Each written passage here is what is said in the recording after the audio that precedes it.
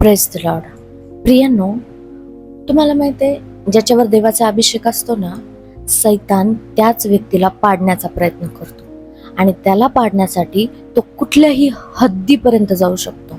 तुम्हाला माहिती आहे, तो इतकं खोटं बोलू शकतो, काहीही खोटं उभा करू शकतो. वचन सांगतं तो लबाड आणि लबाडाचा बाप आहे. मग तो आपल्याला भुलवण्यासाठी काहीही करेल, काहीही उभा करेल. अहो, त्याने प्रभू येशू ख्रिस्ताची सुद्धा परीक्षा घेतली.